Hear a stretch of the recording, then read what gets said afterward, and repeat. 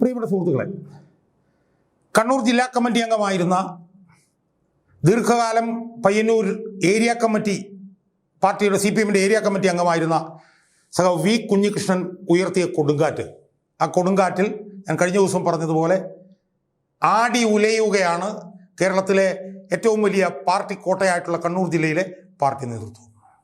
ആടി ഉലയുകയാണ്.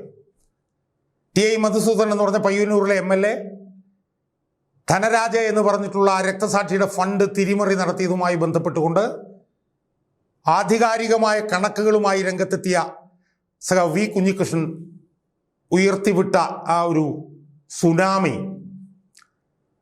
അത് കണ്ണൂർ പാർട്ടി ഏത് തരത്തിലാണ് ബാധിക്കാൻ പോകുന്നത് എന്നുള്ളതൊന്നും പൂർണ്ണമായിട്ട് നമുക്കിപ്പോൾ പറയാൻ കഴിയില്ല. ആടി ഉലയുകയാണ് എന്ന് മാത്രമേ നമുക്ക് പറയാൻ കഴിയൂ.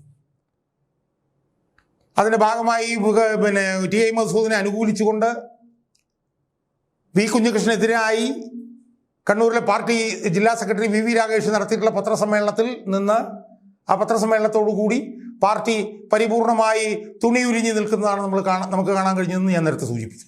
അതിൻ്റെ കണക്കുകളിലേക്കൊന്നും ഞാൻ പോകുന്നില്ല. അതൊരുപാട് മാധ്യമങ്ങളിലും സാമൂഹ്യ മാധ്യമങ്ങളിലൊക്കെ ചർച്ച ചെയ്തിട്ടുള്ളതാണ്. അതുകൊണ്ട് അതിലേക്ക് ഞാൻ പോകുന്നു. സുഹൃത്തുക്കളെ, ഞാനിവിടെ ഉയർത്താൻ പോകുന്ന ചോദ്യം, പയ്യന്നൂർ നിയമസഭാ മണ്ഡലത്തിൽ ഈ വിഷയം ഉണ്ടാക്കാൻ പോകുന്ന പ്രത്യാഘാതങ്ങൾ എന്തൊക്കെയായിരിക്കും എന്നുള്ളതാണ്. 3 മാസം കഴിയുമ്പോഴത്തേക്ക് തെരഞ്ഞെടുപ്പ് നടക്കാൻ പോവുകയാണ്. പയ്യന്നൂർ നിയമസഭാ മണ്ഡലത്തിലും തെരഞ്ഞെടുപ്പ് നടക്കാൻ പോവുകയാണ്. അവിടെ TI മധുസൂദനന് വീണ്ടും മത്സരിക്കാൻ കഴിയുമോ? അവിടെ വി കുഞ്ഞികൃഷ്ണൻ വിമതനായി വരുമോ? വന്നാൽ എന്താകും അവസ്ഥ? ഇതൊക്കെ ഒന്ന് ചർച്ച ചെയ്യാൻ വേണ്ടിയിട്ടാണ് ഞാനിന്ന് ഈ വീഡിയോയിലൂടെ ശ്രമിക്കുന്നത്.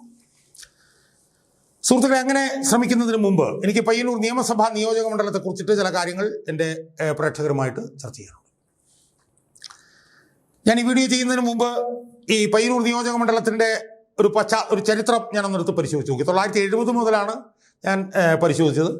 അതിനു മുമ്പ് നോക്കുമ്പോൾ 1952 മലബാർ ലെജിസ്ലേറ്റീവ് അസംബ്ലിയിലേക്ക് നടന്നിട്ടുള്ള തെരഞ്ഞെടുപ്പിലും CPIയുടെ സ്ഥാനാർത്ഥിയായിട്ടുള്ള KP ഗോപാലന് 67.6% വോട്ട് എന്നവിടെ ലഭിച്ചു 1952.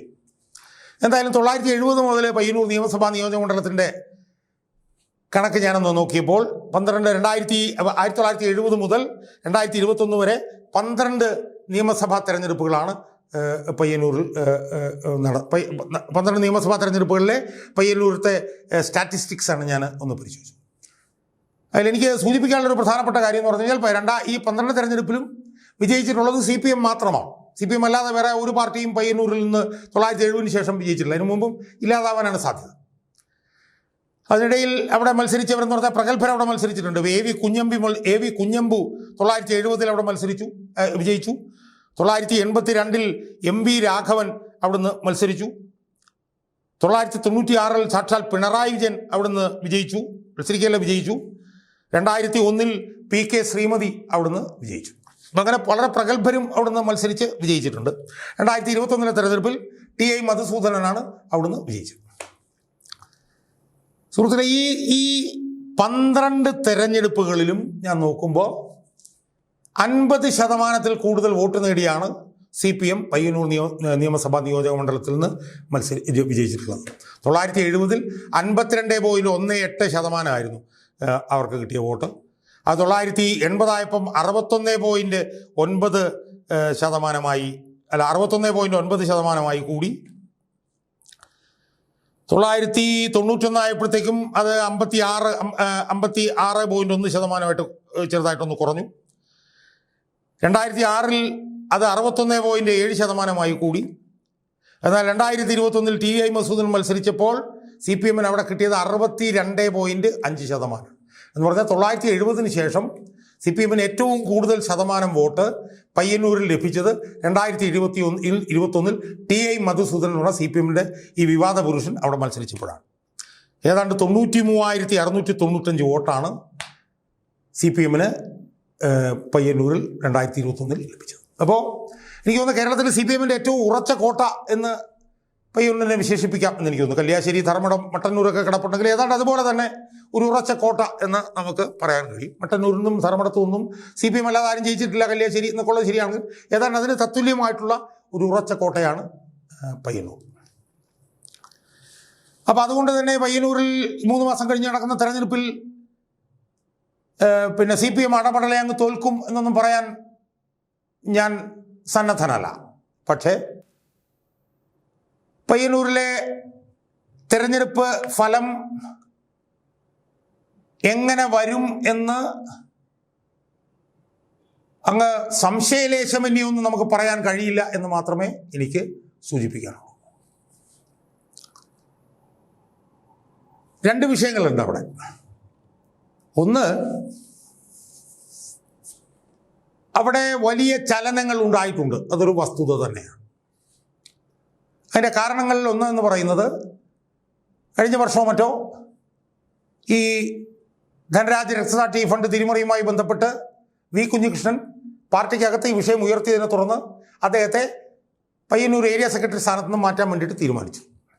ആ കാര്യം പയ്യന്നൂർ ഏരിയ കമ്മിറ്റിയിൽ, എന്നുവെച്ചാൽ പയ്യന്നൂർ നിയമസഭാ മണ്ഡലത്തിലെ പ്രധാനപ്പെട്ട ഒരു ഏരിയ കമ്മിറ്റിയാണ് പയ്യന്നൂർ.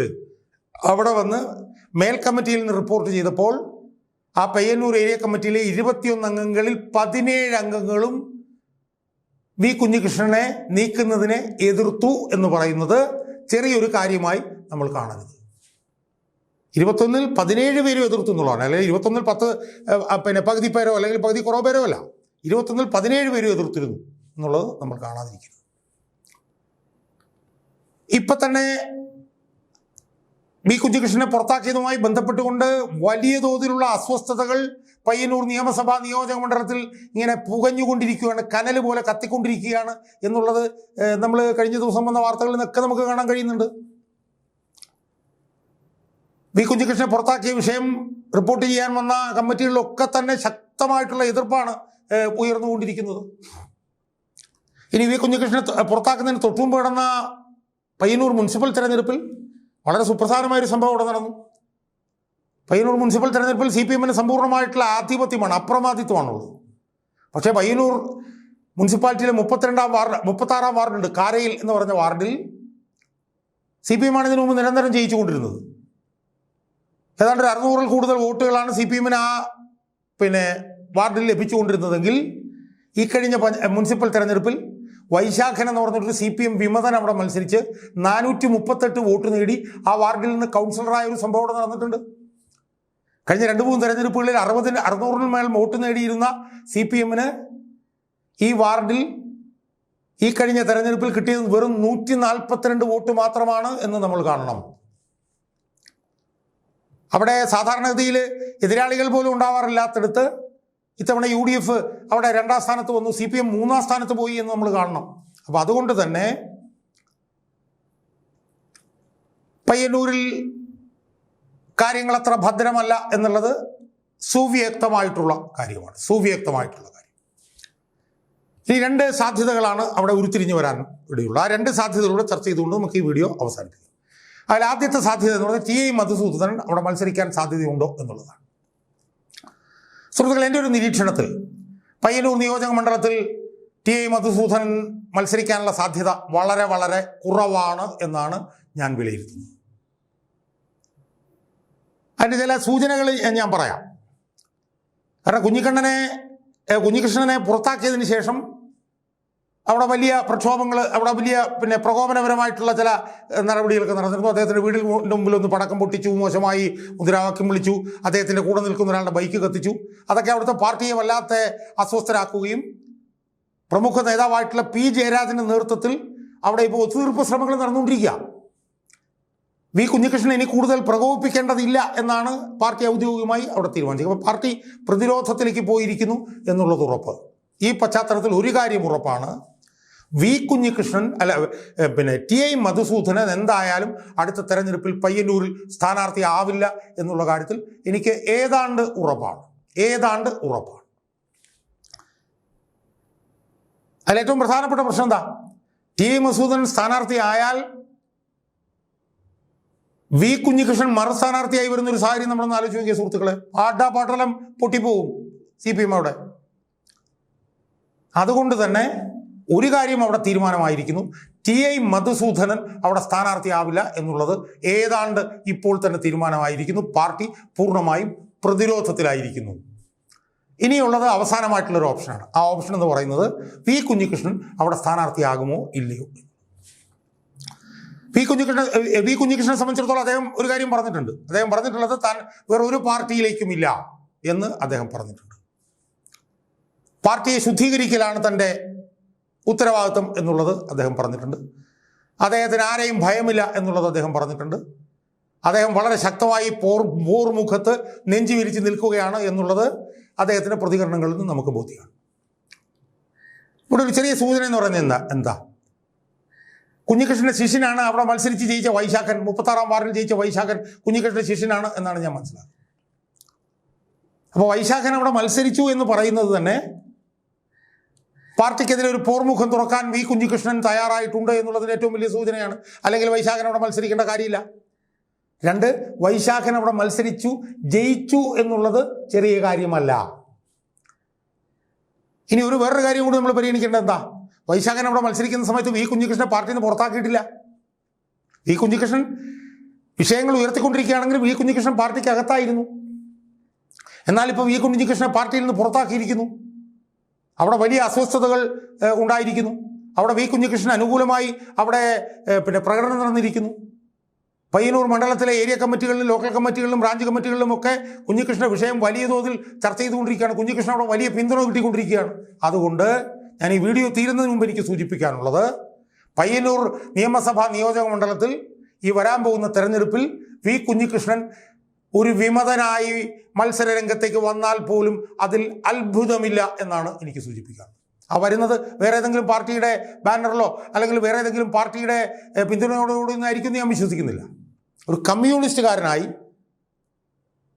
കണ്ണൂർ ജില്ലയിലെ പാർട്ടി നേതൃത്വത്തിൻ്റെ തെറ്റായ നയങ്ങൾക്കെതിരായി പോർമുഖം തുറന്ന പോരാട്ടത്തിന് മുന്നിൽ നിൽക്കുന്ന ഒരു പോരാളിയായി ഈ വരാൻ പോകുന്ന തെരഞ്ഞെടുപ്പിൽ വി കുഞ്ഞികൃഷ്ണൻ പയ്യന്നൂർ നിയമസഭാ നിയോജക മണ്ഡലത്തിലെ സ്ഥാനാർത്ഥിയായി വന്നാൽ പോലും അത്ഭുതമില്ല എന്നാണ് എനിക്ക് സൂചിപ്പിക്കാനുള്ളത്.